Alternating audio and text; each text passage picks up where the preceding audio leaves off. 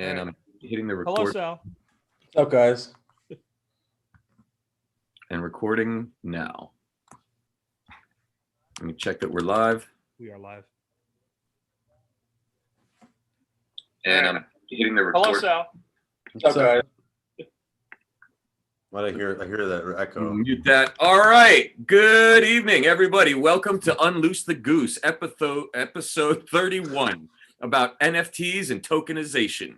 We are going to be discussing with Jack Spirko and Sal Mayweather and myself, Xavier Hawk, about what are non-fungible tokens, what's going on with the NFT market, what's happening with tokenization in general, and sort of give our views on some of these, like Jack was just talking about in our private chat before we started, what are called Ethereum killers.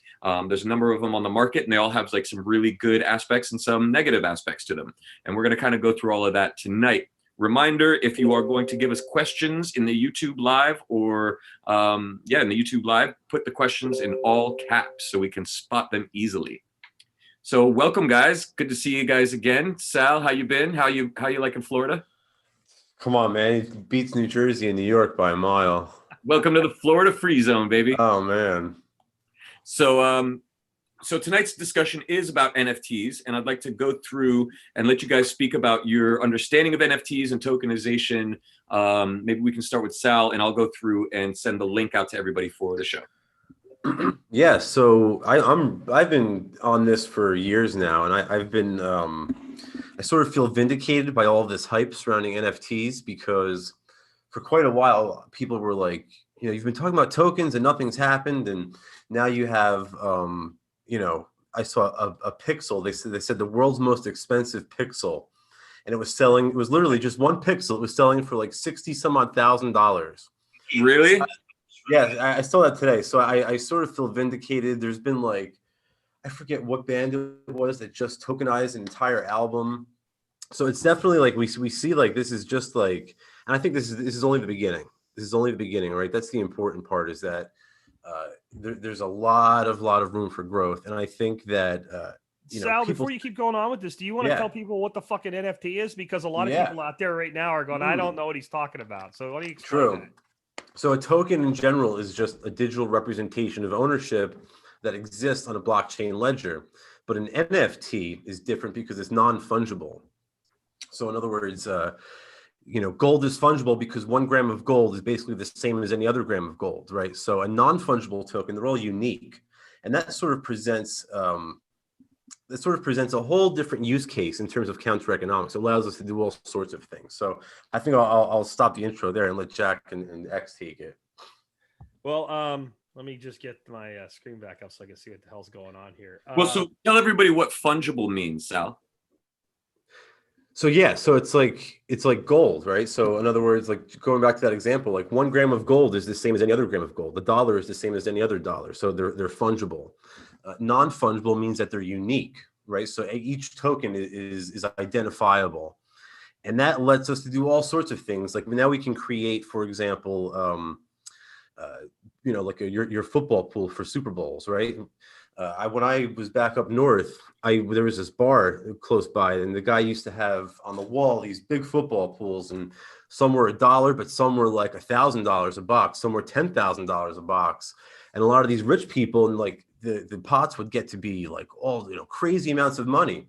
And one day the FBI came in and they made him take down all the pools and give everybody their money back and stuff like that.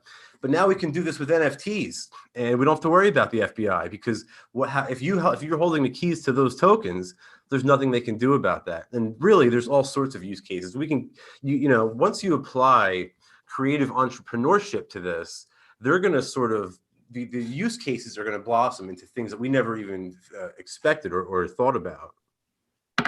Yeah, very much so. Jack, what about you? What do you think about NFTs and tokenization in This general? is a newer thing for me, honestly. I have been watching this stuff go on with the artwork, the digital artwork, and I get it and I don't get it at the same time, right? I get the NFT concept. People pay, like, so from my understanding, like what's going on now is like a digital artist, makes this graphic, and then it's kind of like the NFT is attached to like the first graphic, but it's a graphic, so you can make like 1,000 of them. But the NFT is saying that basically Xavier Hawk is this really rich dude that does this cool baseline thing, and he has so much money he doesn't know what the fuck to do with it. So he likes this digital shit that Sal Mayweather made. So he buys this token that says he has the rights to this graphic, but it's like when an artist puts out prints and they number like the first one of 10,000. Right. It's for the number one print, even though it's not really a print, it's a graphic. Yeah. Right. And then Sal keeps the rights to do anything he wants. It's not like it conveys a royalty or something. I guess it could, but it doesn't. And so when I look at that, right, it could, but like what's going on now, it doesn't. And it's almost like I really love Sal. I think he's an awesome dude, and I really like his art. So I want to do this more to support him than what this NFT does for me. But when I look at it, like everything in crypto starts out with some stupid shit like that.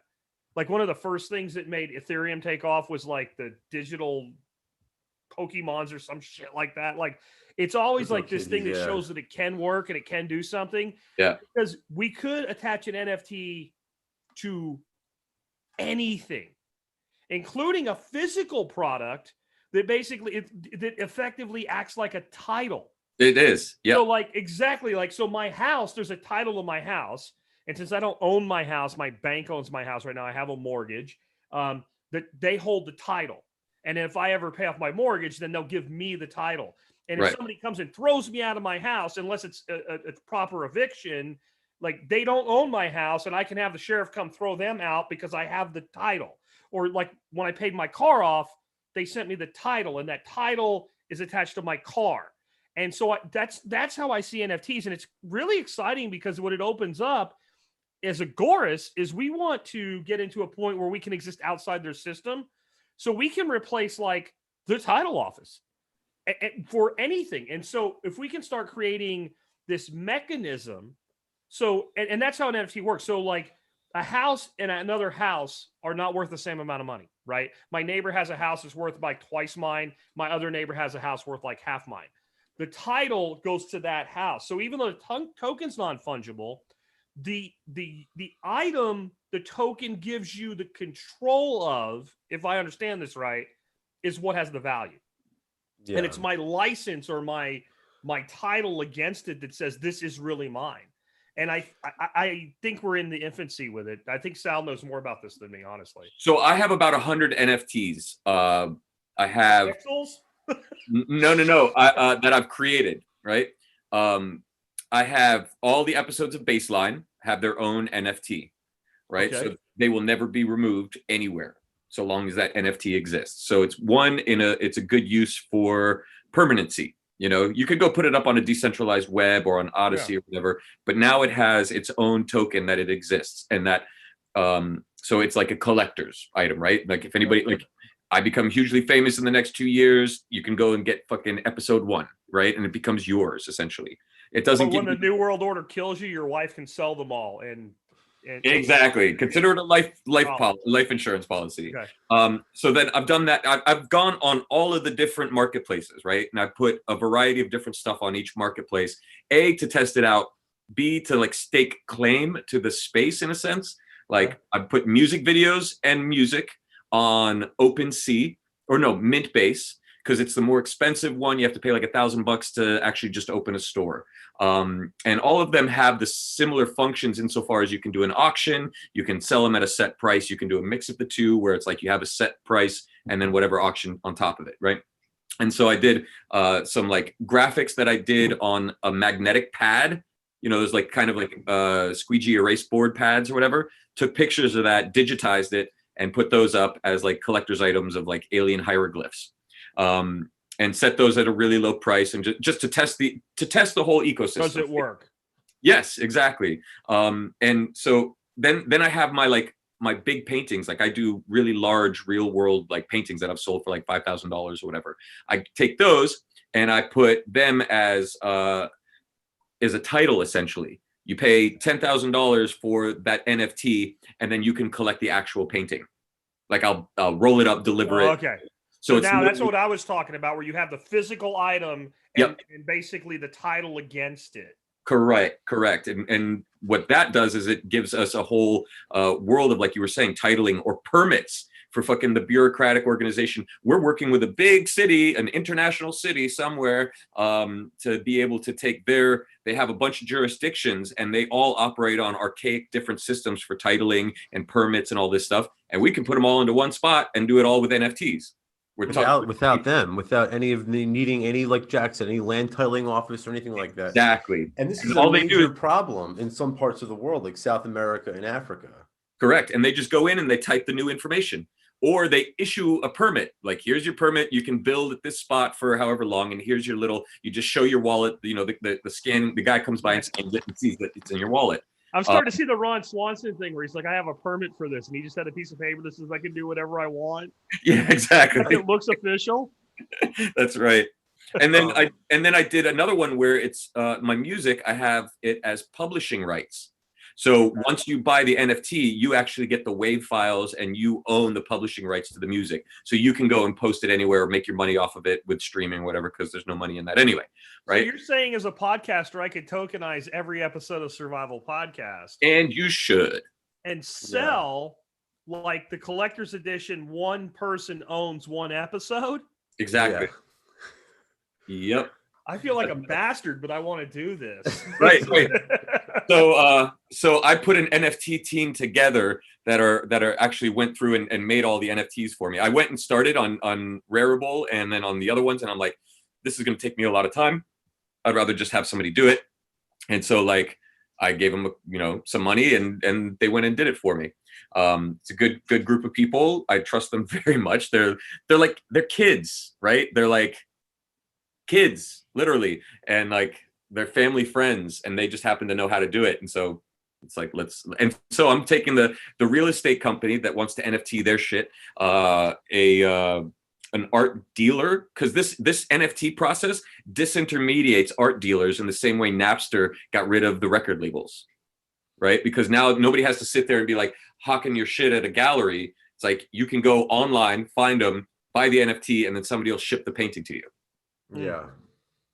And then you also prevent like theft of artwork, right? Because if you have this, first edition Sal Mayweather 3D printed right picture of the Capitol collapsing on itself, whatever, like it's not really yours without the NFT. Correct. Exactly. And you can go so far. Go ahead, Sal. So if you have 49% of that art piece, where do they can't seize it, right? So if all of your assets, the IRS comes for you, or some federal judge issues an injunction against you, hey, that's not my Picasso. I don't own that. So you can do fractional NFTs. Yeah. Like, why wouldn't you? That makes sense. You could sell to 2% of a Picasso. I mean, also things like concert tickets, like things like anything like that. It's really, the possibilities are endless. Yep. And the whole market's just starting, and all of the crypto kids and crypto heads are all getting into it. And the rest of the market, like the public, they have no idea yet. No idea. I honestly don't get the digital art thing. It just doesn't make sense to me, because you can make copies of digital art so easily. Like, right. Material item, like, but I get it too, because like Taco Bell, I don't know if you guys heard about this. Taco Bell did like a whole shitload of these Taco Bell graphics, and they sold them for like $1 to $2 a piece, but it was for fundraising. And I'm like, okay, well that would work. And then I got me thinking, like, a long time ago they did this Marine Corps memorial, and my father-in-law, they put a brick road through it, like where you could walk along, and then you could buy a brick.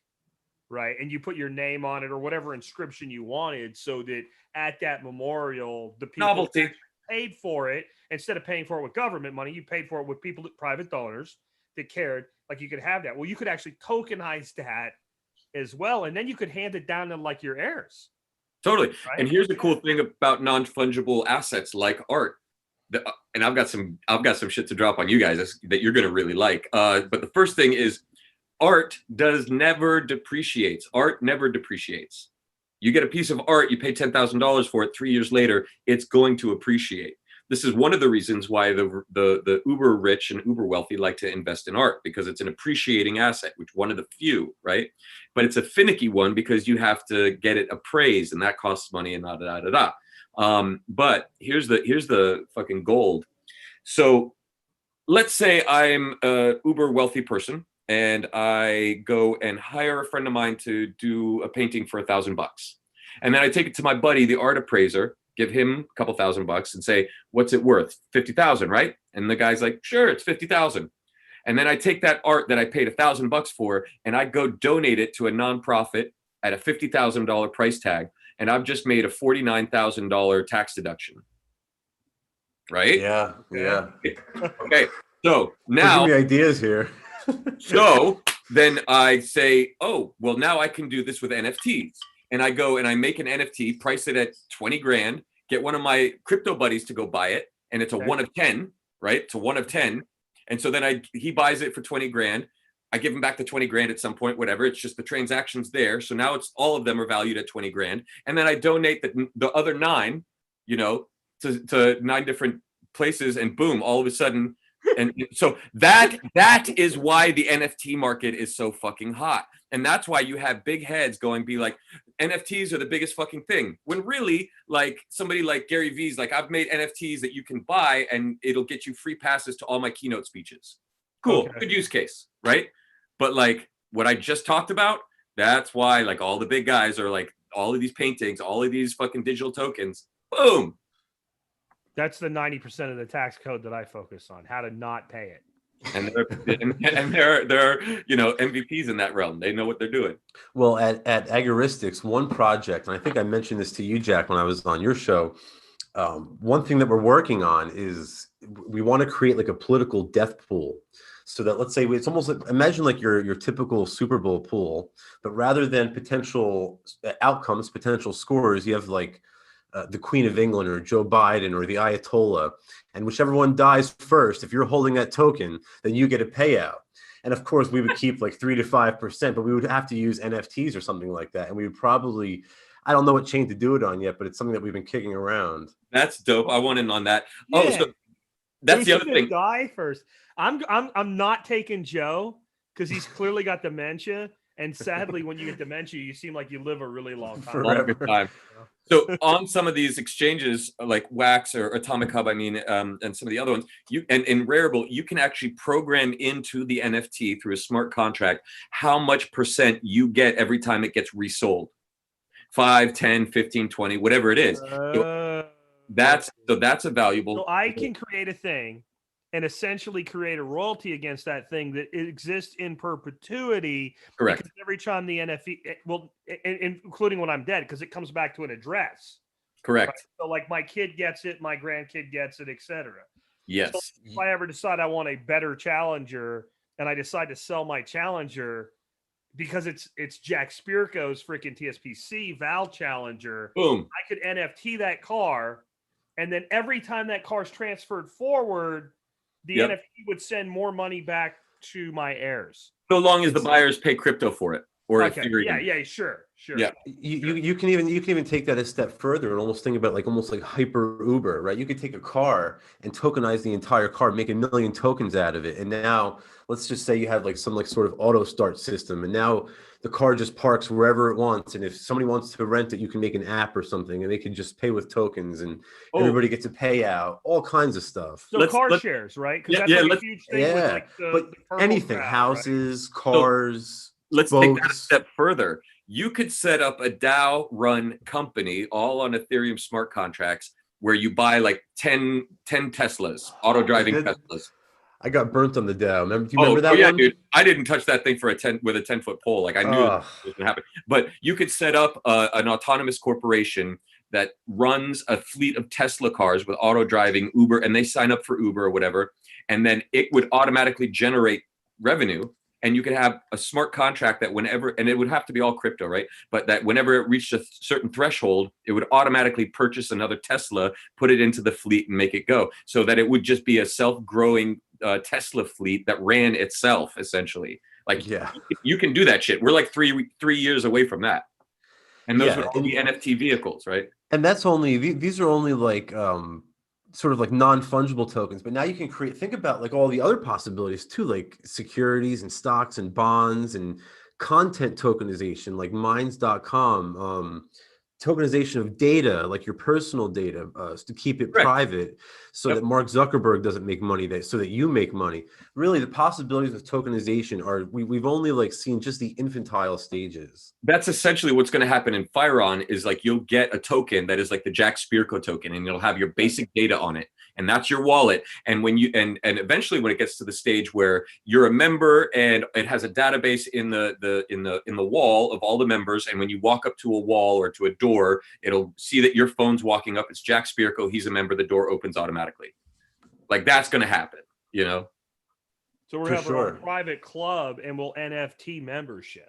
Exactly. Right. And so like when you go to get in, fuck off. You can't come in because it's not in your wallet, that's on your brooch or your ring or whatever. You can't get in. Well, I'll tell you what, it's funny you said, because I created, in anticipation for the show, I created an Unloose the Goose token on the Bitcoin Cash SLP ledger. So if anybody out there has an SLP wallet, throw up your address in the YouTube channel and I will send you. It actually has real world value. I wanted it to be worth more than a penny per token, just because fuck the Fed.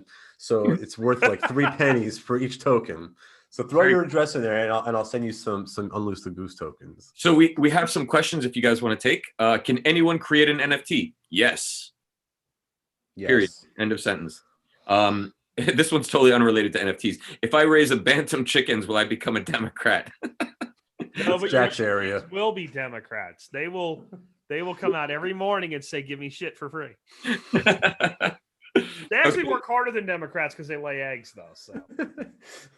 So Peyton asked, any way to invest without buying an NFT? Ethereum's where no, like if you're going to be you can invest in cryptocurrencies without buying an NFT. Yes, sure. But again, Bitcoin goes up and down. NFTs, if they measure to art, they will only go up. So one thing I'll add to that, pegged to the asset, because I don't buy your bullshit X that art only goes up. I guess good high valued art probably goes up, would be fair, but I don't buy that all art goes up. I've got art that didn't go up. Okay, so it either stays the same or it goes up, but it doesn't depreciate. At least in the art gallery, fine art world, you know. I get what you're saying. You're talking about a certain level of art, because somebody can literally take a crap, smack it up on a canvas, and call it the craptacular, and nowadays somebody would buy it. Yeah, but that's what I was saying earlier. Like, why do you think that those weird paintings that is like one splotch on a thing sell for like $10 million? One pixel went for almost like $50 some odd thousand or whatever it was. And that's because it's new, it's novel, it's like the fun, cool thing. And you know, it's basically like closet agorists who are trying to get around paying taxes. Yeah, yeah, and prevent seizure too. That's the other use case for NFTs. Mm-hmm. And of course, raffles and stuff like that. And like Jack said, land titling, things like that. That's going to be huge, I think, too, as well. Any sort of database. Years ago, I tried to do a community where people were going to buy in and have this lifelong lease. And like, I won't get into the deep parts of it, but a guy from the Federal Trade Commission came up to me at a workshop thing and said, they will put you in federal prison if you do it the way you're going to do it. Well, but had this existed at the time, it seems like I could have done this, and they could have went and fucked off elsewhere. Like, goodbye. Well, there's a lot of people getting in trouble for exactly that, and especially like selling unregistered securities and stuff like that. So you have to be careful. They will come after you. This would have been a security. This was I could have actually done it totally legally, as long as I didn't want to give anything back to the people that were buying in. Like, if I would have just sold lots, that would have been fine. But because I wanted to, if the entity itself was profitable, return profit to the owners, that made it not kosher. But you could do something like this where the NFT automatically does that, but you're not promising that. Right. So now it's like it just happened. I don't know. You can do it on a smart contract where people just are automatically issued dividends or something like that. Yep. Yeah, that's what I could have done it that way, and it would have worked. And I wouldn't have went to Club Fed, because I'm not going to fucking Club Fed. Yeah. No need. The other cool thing about the NFT space, like okay, so we talked about having it be a title, right, or redeemable, because it's kind of like stocks. Like, stocks don't mean shit unless they're redeemable, right? Unless that there is a guaranteed buyback, or I can come in and hand my gold piece of paper and say I want my gold piece, right? Yeah. So otherwise, it's just a piece of paper and it's just fancy that everybody's like, hey, we're going to believe in this for a while and give value to it, but it has no real value. Kind of like what you were saying. It's like I could just replicate that image and put it up on a website, and like what novelty is there other than it's this one of a kind thing? But it's not even. There's no. It's a JPEG, right? Yeah. I get a screenshot. Like, no, it's not one of a kind. But Exactly.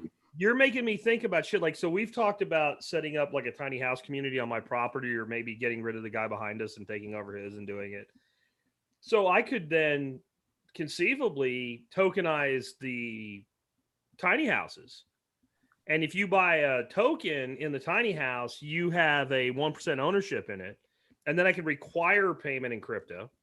Correct. And then every stakeholder, every time the tiny house you have a 1% entity interest in is rented, would immediately receive, or as immediately as the chain allowed, their 1% of the rental fee, or whatever we said 1% means. Currently, the only stuff that's on the market allows one recipient, the creator of the NFT. But yes, you could program a whole new chain and do all of that. 100%. And I could even tokenize your token, and then I could turn it into a timeshare. Into a derivative. That's what I'm saying. Yeah, 100%. Or a reverse timeshare, like everybody owns it for a period of time and receives the rental income during that time. So a backwards timeshare. You can code all of that, but you have to create a new chain and a new set of code for that chain. Yeah. One company that's doing some really interesting stuff with NFTs is if you go to doc.com, they have medical tokens. doc.com, like doc. Uh-huh. It's the dope. That's what I thought.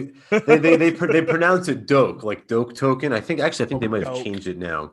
But essentially, you give them access to your personal data. It becomes tokenized, and you give them access to your data, and they reward you for that access. They use your data in like health studies and stuff like that, and you're rewarded with doc tokens that you can then exchange for things like telemedicine appointments with medical specialists and things like that. So we're disintermediating all of the bullshit healthcare laws. In other words, Agoras are coming up with entrepreneurial solutions to the problems created by like Obamacare, which I think is a very cool use case. So we could create like a health share that was tokenized. Right? Yeah, they have it. Huh. Well, that's basically what it is. Huh. Somebody's asking, can you tokenize Mars and then sell it to Musk? And I don't know that you could, but if you just wanted some quick money, there are all these websites out there where you can name a star after somebody. And it's total shit because like NASA's not like, okay, we're going to call it that right now. Right. You can start tokenizing stars. There's like a kabillion of them, right? You would never run out of stars to tokenize. We can have the Sally Mayweather star, right? And the Xavier Hawk star. Somebody sell them to you cheap, $1,000 piece. So back in the day, somebody did that with the moon and Mars, and and like Disney and all these companies. But it wasn't tokenized, right? It was no. It was just like they filed with the UN and did all this stuff on the moon or some shit, right? Yeah. But what's really interesting is like Disney bought a shit ton of land. A lot of big companies bought all of this stuff.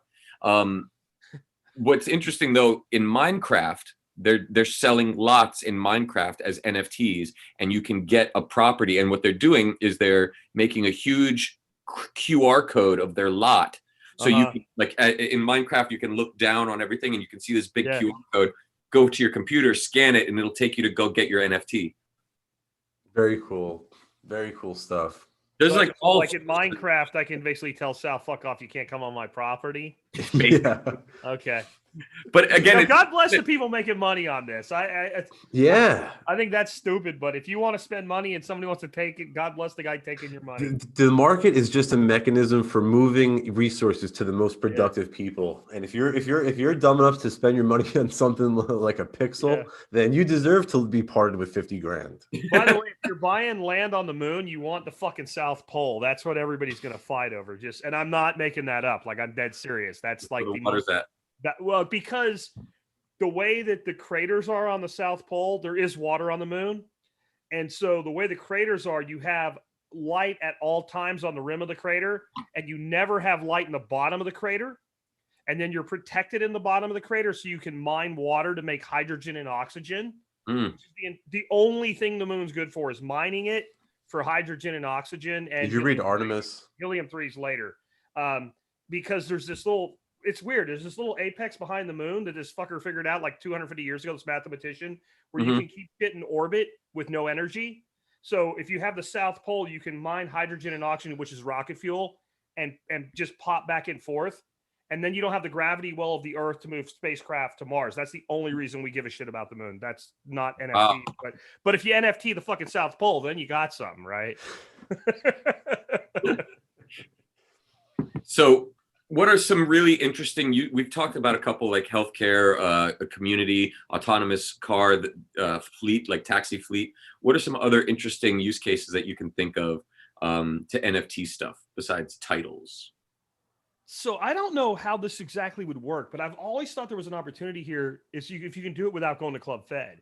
So there's this stupid ass game called Empire Avenue that was designed for like bloggers and podcasters and social media people and shit. And some people take it really seriously. And I'm like a friggin' multi-billionaire there, even though I don't touch it. And basically your entity sells stock that trades on this Empire Avenue freaking stock market. And this thing started right about when crypto took off, like around 2013, 2014.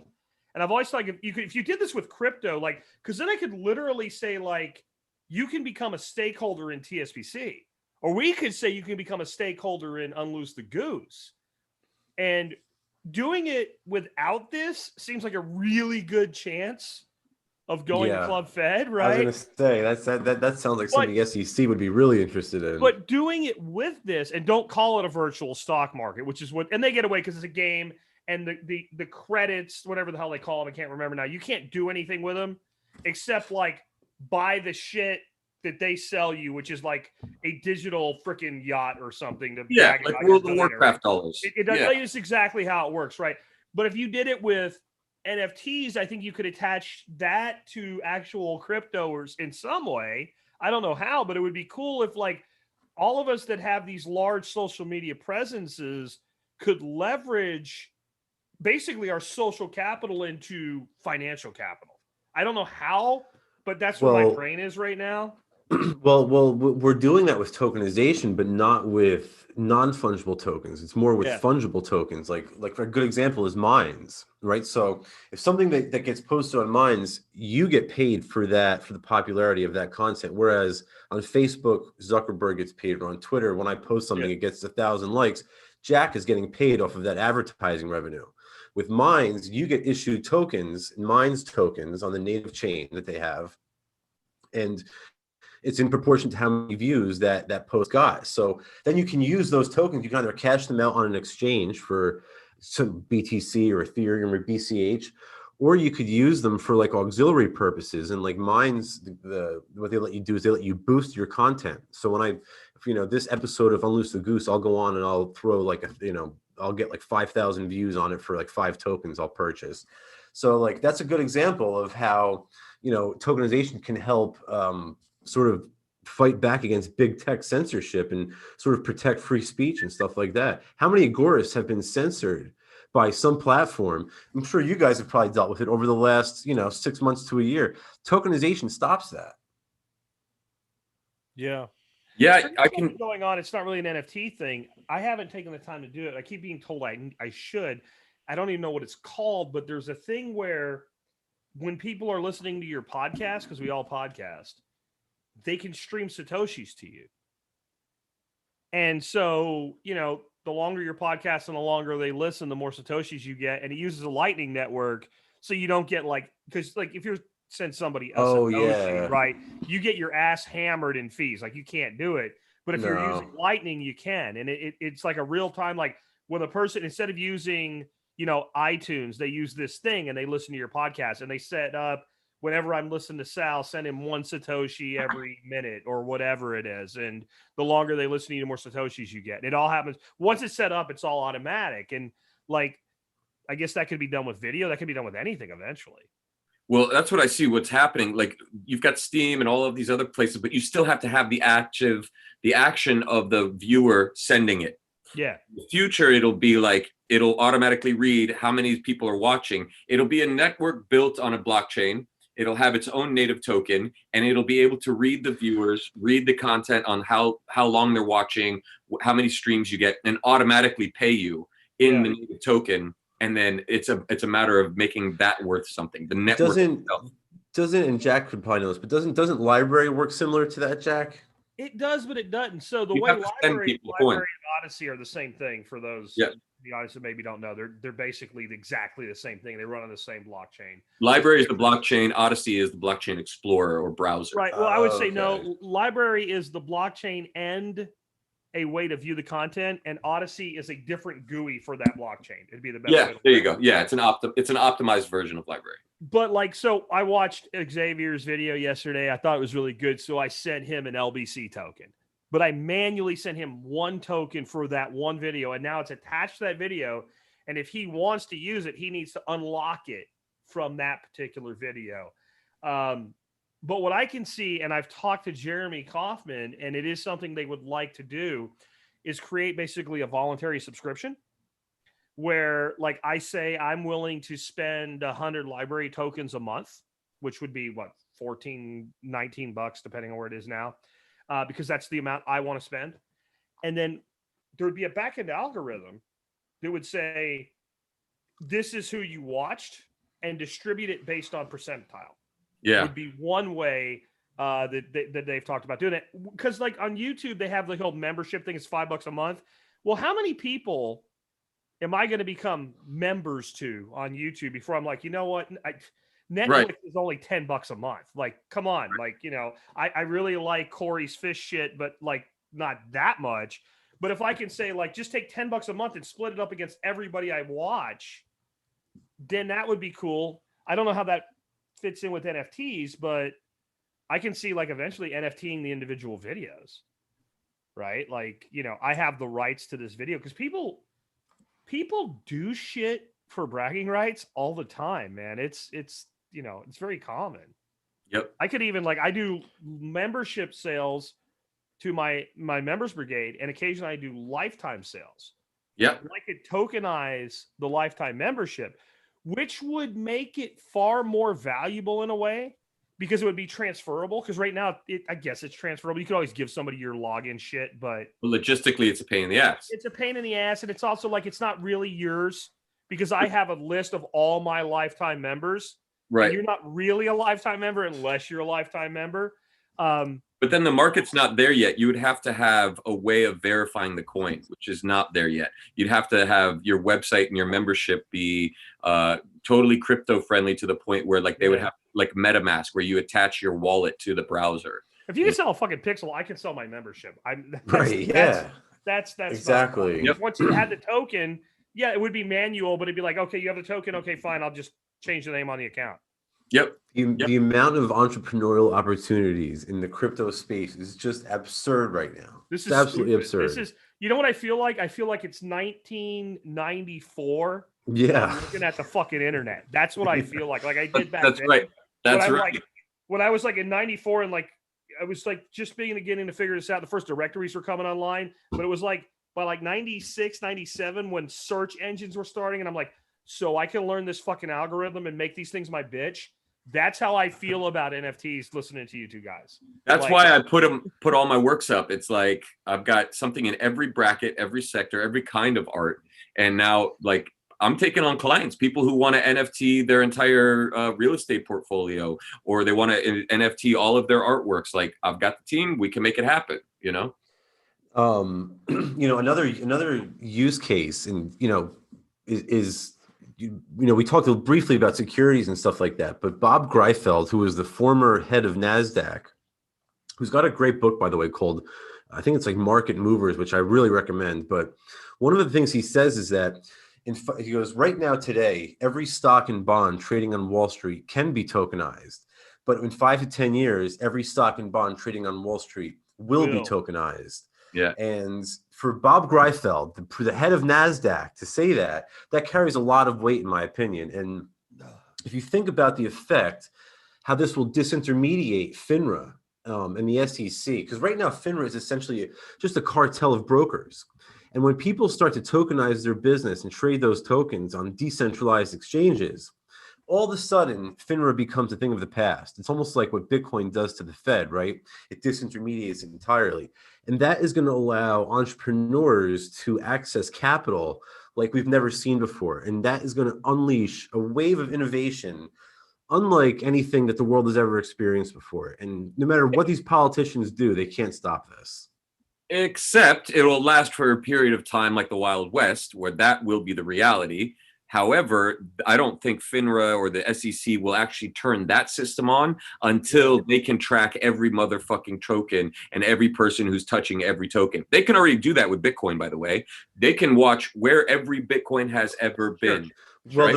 they're already going down that road, X. Look at what Patrick Byrne from Overstock.com and me and Jack were on the speaking with Corbett and Tim Picchio, and Tim Picchio mentioned that he's got this exchange called T0 where he's trading, he's facilitating the exchange of these tokenized securities, but it's all heavily regulated. FINRA has their mitts all over it. So we're not there yet. But everybody I've spoken to in the crypto space, from Roger Ver down to the developers, everybody is confident that the SEC is on thin ice. The only person who is skeptical was Vin Armani, and frankly I hope that he's wrong.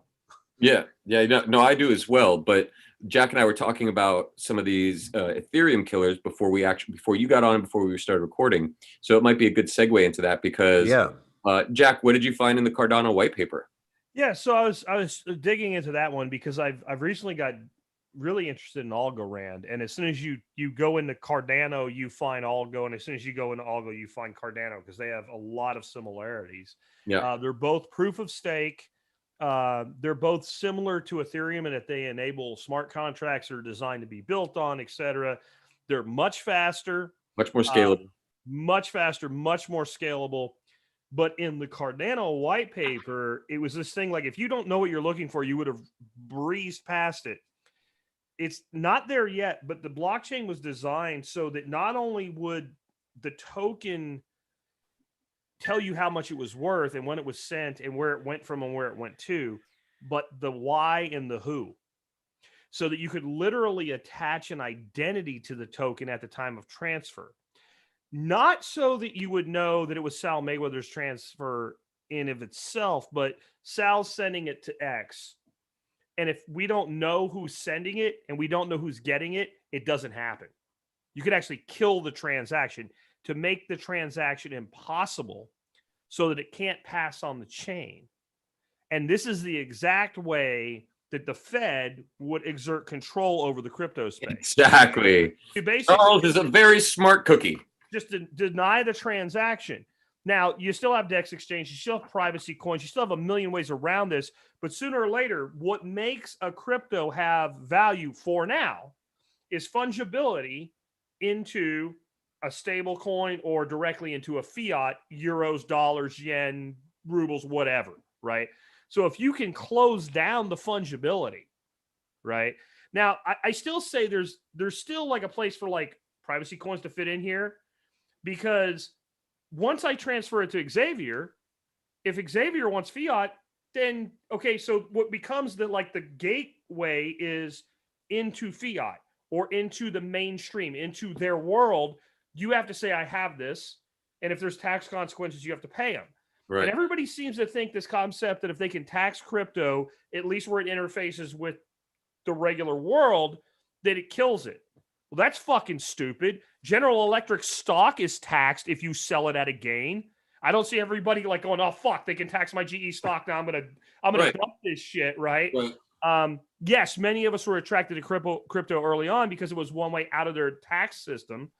But I kind of see this going the way of coins like, if you use it right, Zcash, coins like Monero, coins like Pirate Chain are going to become the bearer bonds of like the 60s, 70s, and 80s, where bearer bonds, for people to know, were issued by the Vatican.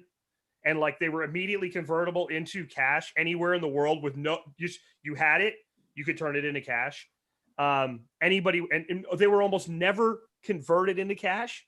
Like people just took them because the fact that you knew you could convert it was all you needed to know. And until you converted it, it didn't exist.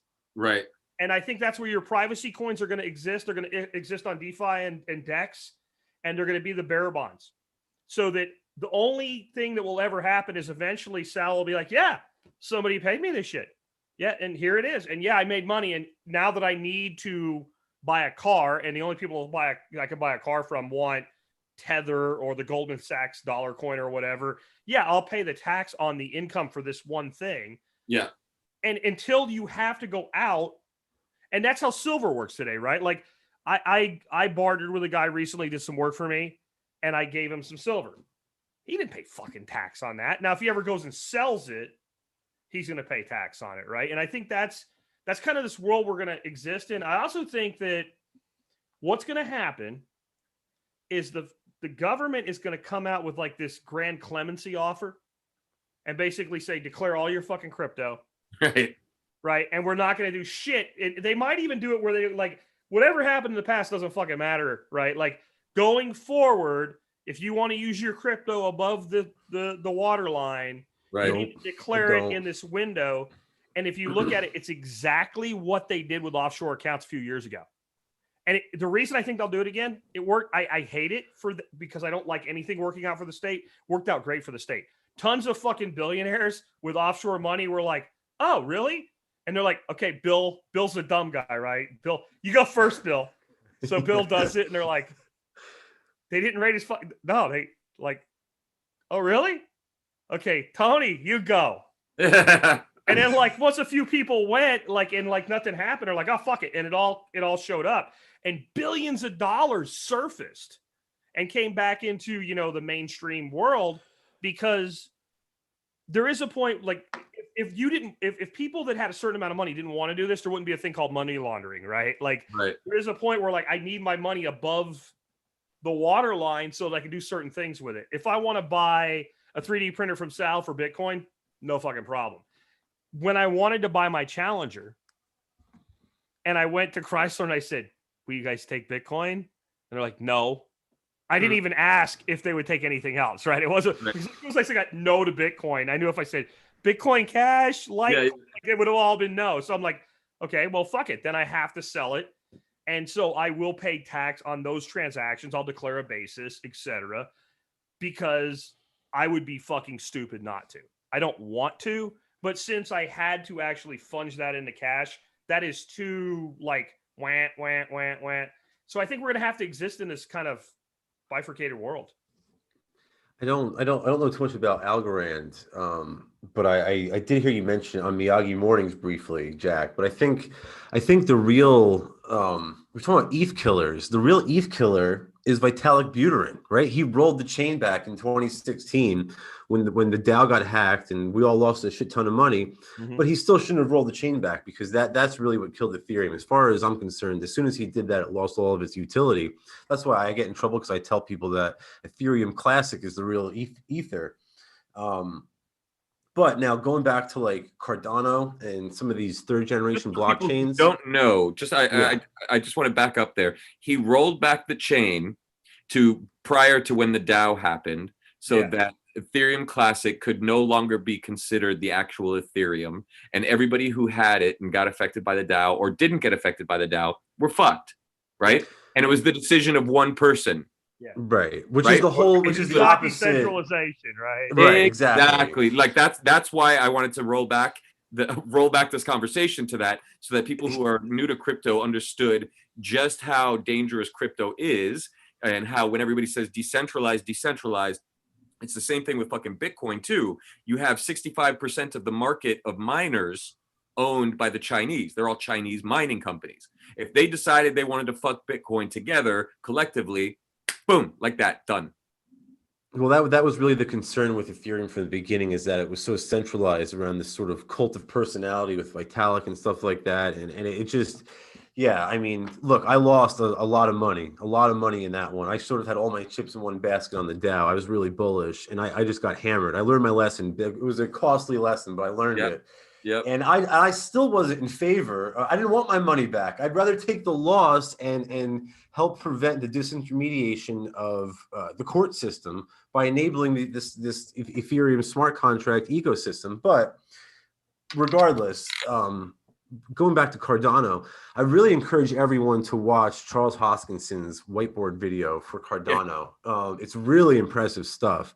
And the guy is probably one of, if not the most brilliant cryptographer out there today. Agreed. Cardano sort of takes like a different approach to this. Like they take a much more academic approach to blockchain stuff. So they have like pragmatic. Like the reason why Jack found that in the white paper is because that enables him to go and replace the stock exchange and NFT token, because they have to have those controls to allow that kind of a big system to exist. So he's very smart. We need to understand as Agoras, like we talk about the market, but one of the biggest customers of the market is the fucking government, right? Right. So that is a market response to the fact that one of my big customers is government, or governmental organizations, or even non-governmental organizations, NGOs that are actually working with government. And I don't like it, but it doesn't mean it's not a good investment. I'm actually kind of throwing some money into Algo right now. And Cardano's like next on the list. Like I stack altcoins, like, and I don't, just so people are listening to me, I don't do financial advice, but I don't take my Bitcoin and move it into alts anymore. I did it in the early days.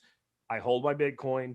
I make crypto in various ways, and I take some portion of the new crypto I'm getting and I put some portion into alts. And I kind of, the way some people stack silver, I'm done stacking silver. I've stacked enough. Now I'm stacking altcoins. And what I love about Algo is the security mechanism. So one of the weaknesses in Cardano is that the more you have, the more likely you are to be chosen for a block. So since everything's public, if I'm a hacker and I want to fuck the blockchain, right, it's easy for me to target a selective group of people who are going to be voting on the next block. If you're in the Algo world, good fucking luck, because it could literally be any group of tokens anywhere in held. Sal today could go, you know what, fucking Spirit goes usually right, damn it, and buy one algo and stake it, and he could be selected to vote the next block, 5 blocks from now. And so the security that I see there, and then the dude, I can't think of his name now, it's some weird Eastern European name, but this dude's like won multiple awards for cryptography. He's a professor of cryptography at MIT, and they've got like 130 million in cash from their token offering to develop with. And then their group of people behind this are huge. So when I look at it, again, the only negative I have is the inflation rate. But, if you can make 6% on your crypto just by holding it, and you don't have to do anything special, you don't have to set up a node or any shit like that, like, to me, that's pretty impressive. Oh, by the way, there are a lot of wallets out there where you can do just that. Like Exodus with Cardano, with Algo, with like 5 others, you can just hold it. Non-custodial? Same with Nexo. Yeah, you hold your keys, you hold your passphrase, all that shit. Yep. And you can do that on Nexo, but it's not your custodial wallet. It's a wallet, and you just put that. Yeah. If I don't have my keys, it's not mine. No. And you can use the official Algo wallet and do it as well, but you have to do something, and you're kind of in a raffle like thing at that point. Where like Exodus, what they're saying is, since we have so many people, we're just going to distribute all the rewards across everybody, and they're paying about 6% right now. Yeah. And another one that does this kind of stuff is Arc. Arc's built off Lisk, and it's a great, and they're like a lot like Algo. Like they're awesome. Huge. Like the agreements they have, the partnerships they have, it is amazing. But when I discovered Algo, I really realized the weakness of Arc, since it's a delegated proof of stake, and we know who like the 42 or 48 or whatever delegates are. Shit, like it just seems like targeting. Like any good hacker with a good DDoS capability. Can you explain what the NSA could do? Oh yeah, are you kidding? This is Candyland for them. Let me ask you, what is staking, and what is delegation? Can you define that for the folks? Sure. So staking basically is exactly what it sounds like. I'm taking this money that I have or this crypto that I have, and I'm staking it. I'm basically saying, here it is. It's like putting it in a bank where you're earning interest. Maybe. That's It depends. not centralized. It's decentralized. But it depends, right? Because some staking requires you to actually lock the money for a period of time. Some staking requires you to lock it, but you can unlock it anytime. Sometimes there's a penalty, sometimes there's not. And then some staking, like ARCs, which is delegated, but we'll just keep to the staking right now, or algos, the money's immediately available to spend anytime, but you're earning money against it as long as it's there, like a bank account, right? Right. But the stake basically is putting up, here's tender, and if I do something that's bad behavior on the blockchain, I lose my stake. So if I've got, $75,000 worth of shit staked, and I pull some bullshit as a node, and that makes me $5,000, and I lose 75 grand to get $5,000. That math doesn't even work for Goldman Sachs, right? So that's the basic theory. Instead of doing a proof of work, we're doing a proof of we're staking for the right to vote on the next block. A delegation of proof of stake is, well, how many people can do this, right? And how many people have the technology and the desire and are willing to set up everything they need to do to be a node on the network. And if, there's a lot of networks you can be a node on that people don't go through it. So basically, if X says, hey, I'm going to be a node and I'm going to do a really great job, delegation is I'm going to take my stake and put it with him. And that's how ARC works. And it works through a democratic process where you vote your delegate. And I think it's either 46 or 48 delegates. And the top delegates at any one time become the delegates. And so if X starts pulling some bullshit and, I'm not getting my payouts or whatever, or he's behaving badly on the network, I just switch my vote to Sal. As soon as enough people do that, Sal becomes a delegate and you're gone. Yep. Right. And and it's worked really well. And it's fast. It's like 8-second block times. Yeah. If I send you ARC, you're going to have it about 8 to 12 seconds. There it is. Except you have that weakness of, since we know who those people are. Now, the way ARC works would be is if I did a DDoS attack on you, as soon as you got shut down and you're not functioning, the next delegate would pop up. But it's still this kind of relatively small target. What Algo's doing is called a pure proof of stake. Literally, if you're holding Algo, you're participating. And you can, if you're doing it with like an Exodus wallet or you're holding it Coinbase because you're dumb, it's sort of like a delegation, but it's not because it isn't. It's complicated to explain, right? But it really isn't a true delegation because it's still your money. And like if you just take Algo or Cardano or any of these proof of stake coins and you hold them in Exodus, if you hold enough to actually earn enough to show up quickly, you can literally open your wallet the next day and see there's more money there. But with Exodus, you have to claim it. So like it'll say you have so much and it costs a certain amount to claim it, right? There's a transaction fee. So it might be stupid to and it won't really add to your compounding until it's a couple of units. So you probably don't want to do it every day or anything. But it's really interesting, and it solves the whole, Bitcoin uses more energy than Brazil or Argentina or whatever it is quandary, right? It's a very low energy, very secure, very fast. Like if I send you 10 Algo, like literally it'll be there. What caught me is they're now the backbone for fucking Tether, right? They're actually running the backbone for Tether.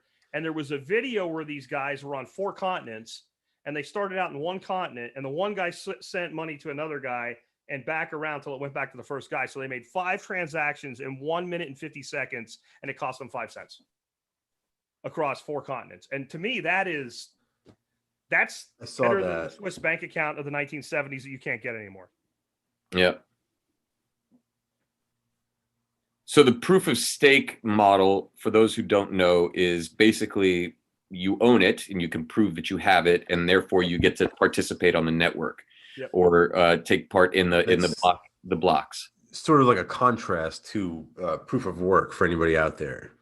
Which now, like on the Bitcoin blockchain, what Jack was alluding to is taking up more energy across all the mining situations around the world than Argentina, which technically isn't super hard to do since they're a socialist country and suck anyway, but it's it's significant, right? It's not North Korea, right? If it was North Korea, everyone would be like, fuck, my hot tub uses more power than North Korea, right? But, yeah, so there is the idea that proof of work is kind of, there's no reason for it anymore, other than for people to build mining operations that take up more energy than everything. But there was some kind of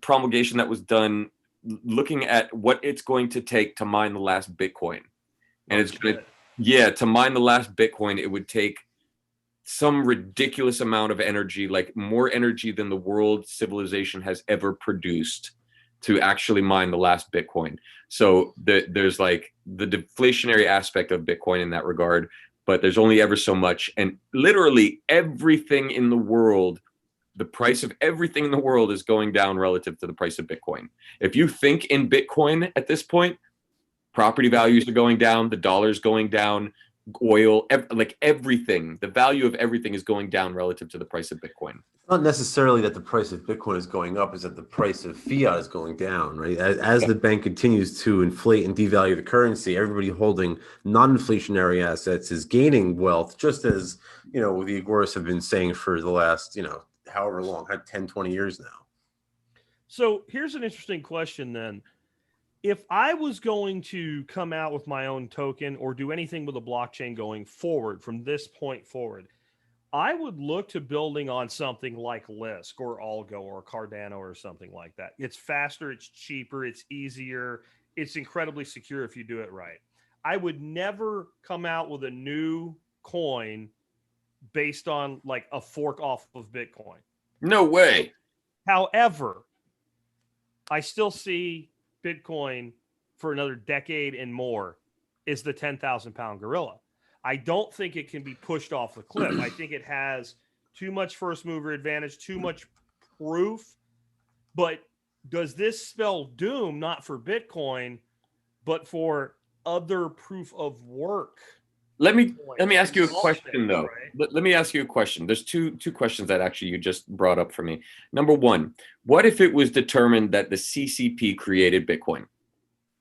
What if you could prove on the shadow of a doubt? Who cares? And that they owned all of this, the Satoshi's wallet?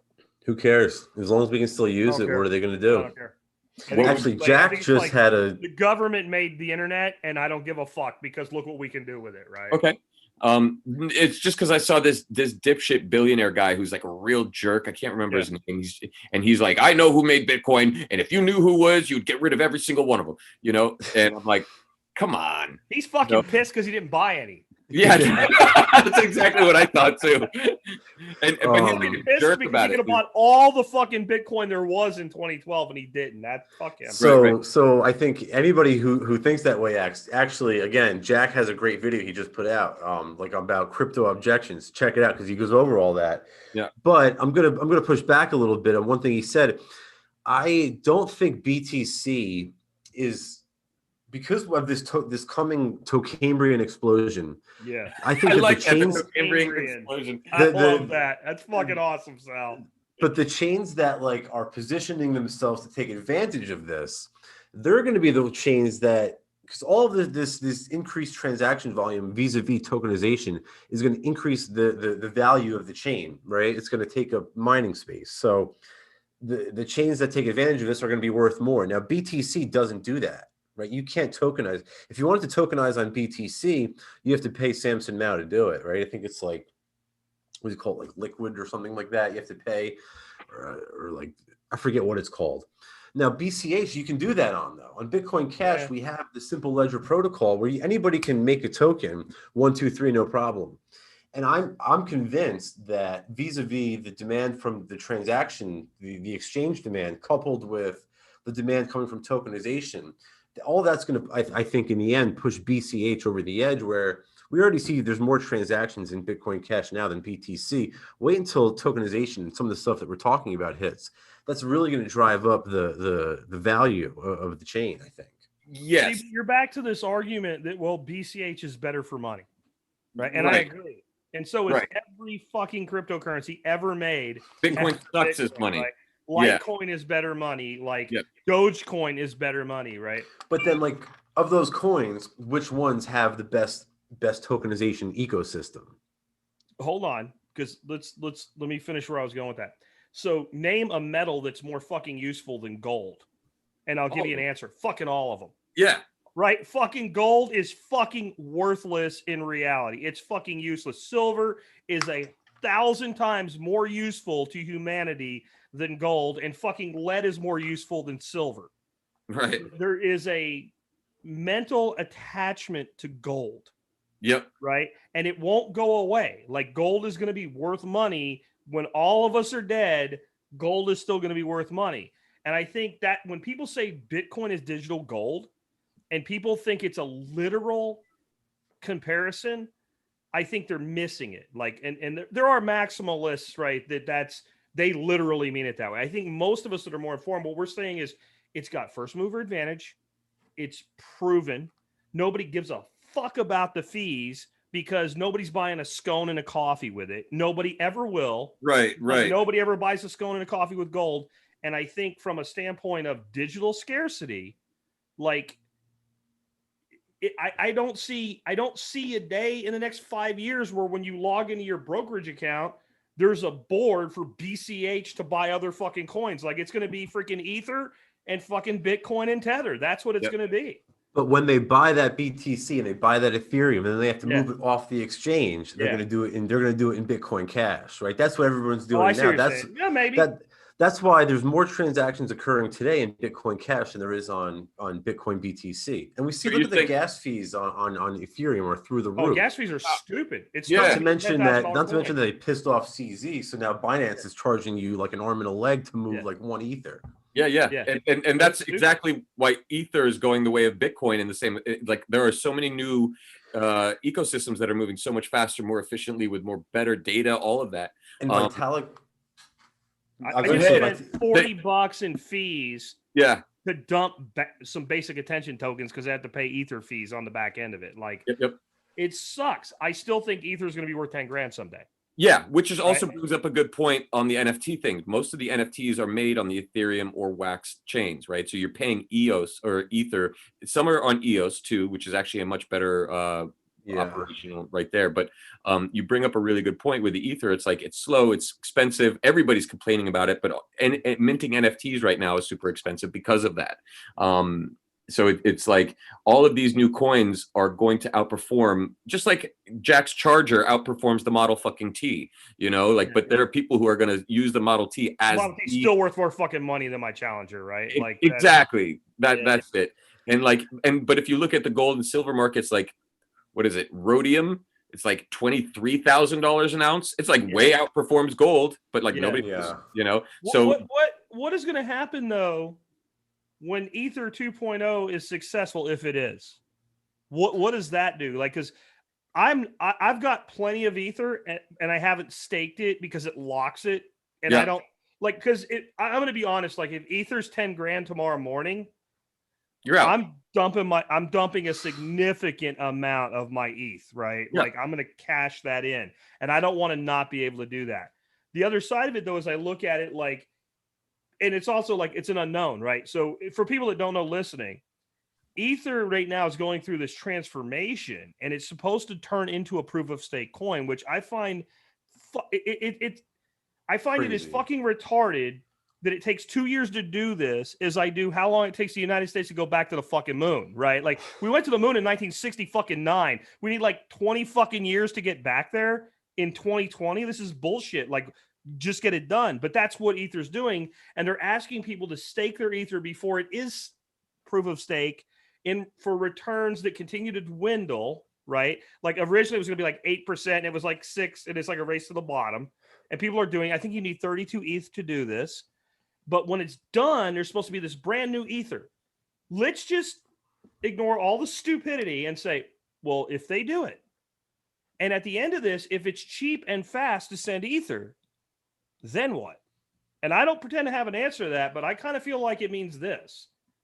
But like I feel like in the long run, all these problems are very bearish Yeah, for Ethereum. I think medium term, I think you're right. I think that, but a lot of this value on these chains that really can't scale, it's all based on speculation and not yeah, utility.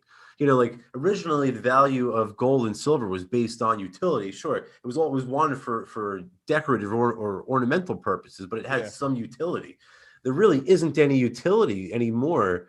At least with Ethereum, you can make the case that, ERC20 tokens or smart contracts, you don't even have that with BTC at this point. So Yeah. I don't know. Humans are But stupid. back to Sal, just because you're pretty switched on to this. If I think we're like 3 months into this now, so let's say in 21 months, Ether 2.0 comes out, woohoo, it's a success, and Ethereum can scale, and Ethereum is fast, and Ethereum is cheap. What does that mean if that happens? Big fucking if. I know, biggest two-letter word in English language. I mean, look, I'm all for it. I want it to happen. I'm with you. I think it's great. Where I'm would you just, price it? Is what I'm asking, right? To be direct, like, I mean, if it really worked out, I mean, if yeah, it was actually scalable and worked out, if yeah. there's really almost no limit. I could 10K is see 10K crazy? no, not at all. Okay, I all could right, see it going a lot. I could see it going 100K if it actually worked out. okay. But it's again, it's difficult because Vitalik's had so many ideas with scaling, and it's just the same with the BTC community. How many of them have worked out? And it's always like, oh, it's just a few more months. We're right around the corner from these big changes, and then they never come. And I mean, I just keep looking at this, and everybody told me this stuff like 5 years ago and said, get rid of your ETH and get rid of your Bitcoin and go to these better platforms. And I'm like, so fucking glad I didn't fucking listen to that. That's all I can say. Like, the 100%. smartest thing I did was go, no, these are the two behemoths, and I'm going to hold, 80% of what I hold in these two, a mix of these two.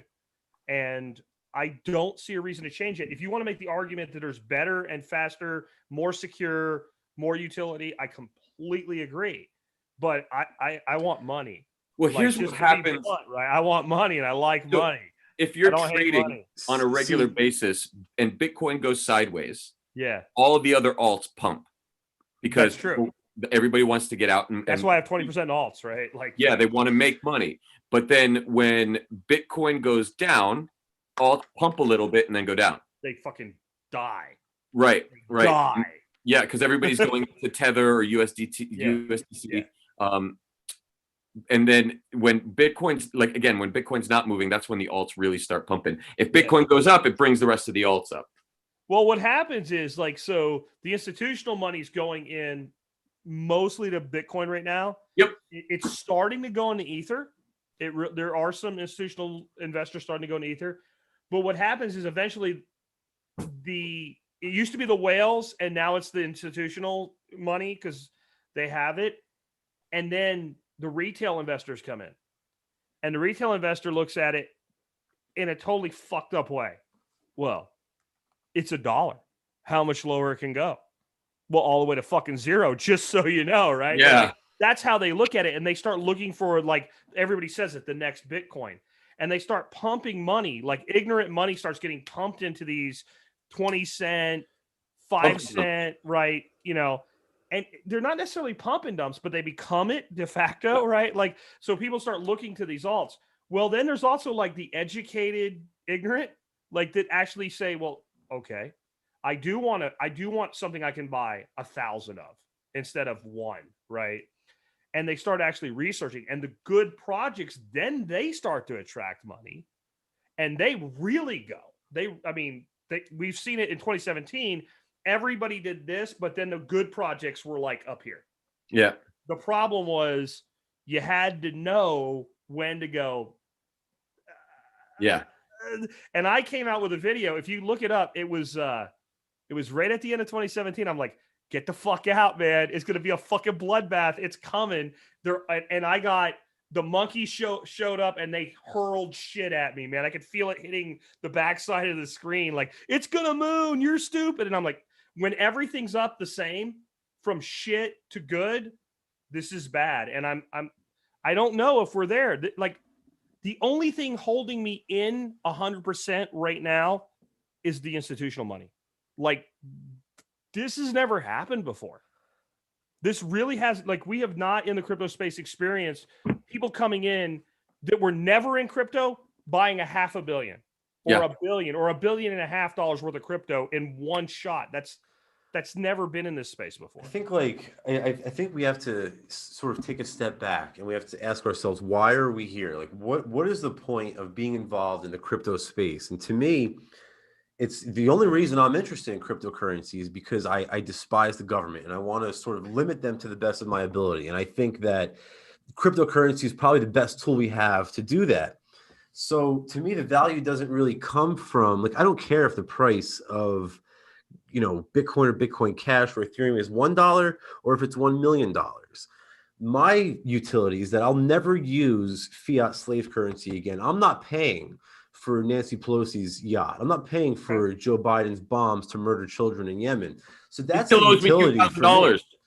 Right, but that's the utility. That's the point. So like, if I can't use it, right, if I have to pay these huge gas fees or I have to pay transaction fees coming out the ass, it's absolutely useless to me. I might as well go back to using fiat currency for all I'm concerned. So we can use BTC, we can use Ethereum, we might get rich by doing it. That's wonderful, but that does nothing for counter economics or for agorism. The only thing that's useful is peer-to-peer cash, and that's exactly, if you go back and you read the white paper, it's exactly what Satoshi Nakamoto said. The first words, the title of it is an electronic peer-to-peer cash system. So and that's, by the way, how did Ross Ulbricht use Bitcoin, right? Everybody pays homage in the Bitcoin community to Ross Ulbricht.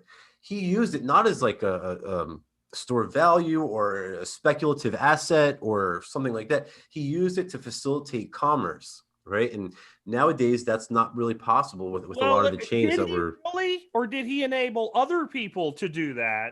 Right. Stack the fuck out of it for himself in fees, right? Because what you're saying makes perfect sense to me. And if I'm going to buy something from somebody, I'm probably going to use Bitcoin Cash or Litecoin. Those are probably the two that I, keep some around with. But my money goes into different buckets. And some of that money this is money that I'm going to spend in the next year. And yeah, these other currencies you're talking about are fine for that. And then there's money that this is money I'm investing or saving.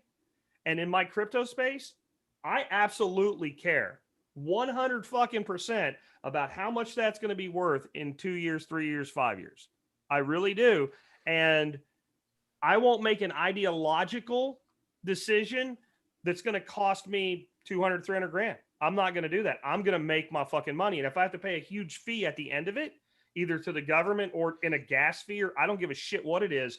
If at the end of the day, I'm closer to buying the island of Fuck-Offistan. Yeah, and I want to vacation with you on the island of Jackistan. I really do. I dream of it.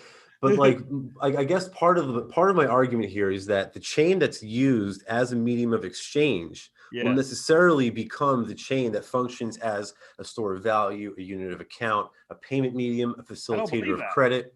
That's if you go back and you read Mises and Menger and Rothbard, this is the point that they make. The primary function. So for 2,000 years, what is the most consistent store of value that we have?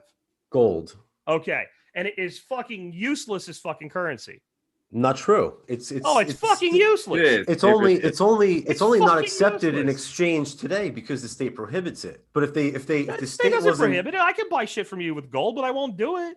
Right, of course, because think about it. If you wanted to buy like my cell phone or something like that right now, it's very difficult to facilitate online exchange with gold, right? Yeah. You can't really do that. Not to mention though that the peer-to-peer transaction costs on gold are zero. Right. So like if we're face to face and we do an exchange with gold or silver, there's no transaction fee on that exchange. Right. But the reason why gold was ever able to become a store of value was because it was used as a medium of exchange. In other words, people thought to themselves, hey, I better store up some of this gold because you know what? When I want to buy eggs from Jack next week, I know he takes gold, so I better have some ready for me. So it's the fact that it's used as a medium of exchange that it's used as a store of value. Does that make any sense? Well, it's just because but it also evolved. As it increased in value, it evolved beyond it. right? No The doubt. reason gold doesn't work worth Yes. a fuck for money today is because let's say I want to buy a printer from you for $250. I'll take How gold. much gold is that, right?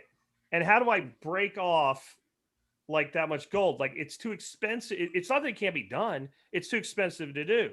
What does that sound like? Sounds like Right. Bitcoin, right? But it still has this intrinsic. It's not even. I hate the word intrinsic, right? Intrinsic is fucking stupid because intrinsic value to me means it has value into Period. itself. Yeah, and it does not. It It's does just not. because Like everybody buys into it as a means of exchange or it's as a because we means of value. collectively agree that it has value because we're fucking we have a mass delusion. Because if I said, "Hey that's- X, guess what's going to happen?" There's going to be some fucking dudes in black fucking jumpsuits. They're going to come to your fucking house. They're going to grab your fucking ass, and they're going to take you and 20 other people, and they're going to drop you off on the island of fuck Offistan. The problem is, it's not really the island of fuck Offistan yet. It has no infrastructure whatsoever.